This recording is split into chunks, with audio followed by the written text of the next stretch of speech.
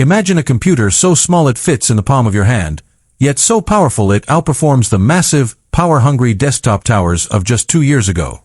We are standing on the precipice of a total shift in computing history. For decades, power meant size. If you wanted to edit 8K video, design 3D worlds, or train neural networks, you needed a machine that took up half your desk and sounded like a jet engine taking off. But Apple is about to break the laws of physics once again. Welcome to the era of the M5 Mac Mini. The tech world is currently buzzing with a mix of disbelief and pure adrenaline. Why? Because the M5 chip isn't just another incremental update. Welcome to my channel Tech Launch. Subscribe my channel and click on the bell icon for the new tech updates. It's not the 10% or 15% speed bump we've grown used to.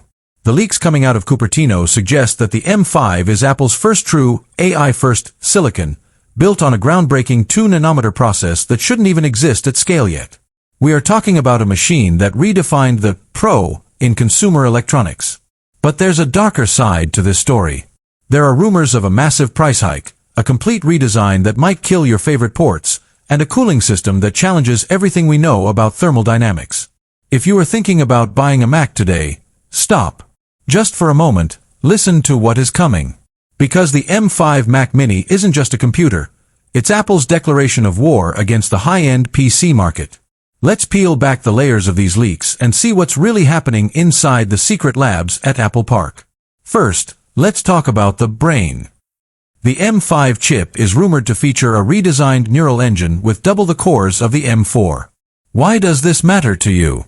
Because in 2026, every app you touch, from Photoshop to Excel, is becoming an AI app. The M5 is being built specifically to run large language models locally. No cloud, no subscription, no privacy concerns. Your Mac Mini will be your personal, private AI supercomputer. Imagine generating high-fidelity images, transcribing hours of audio, and organizing your entire digital life in seconds, all without an internet connection. This is the Siri Pro era, and the M5 is the heart of it. But it's not just about AI. The raw performance leaks are staggering.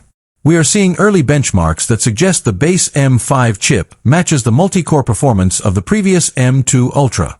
Think about that. The cheapest Mac Apple sells might soon be as powerful as the most expensive Mac Studio from just a few years ago. This creates a massive problem for Apple. Why would anyone buy a Mac Studio or a Mac Pro if the Mini is this fast?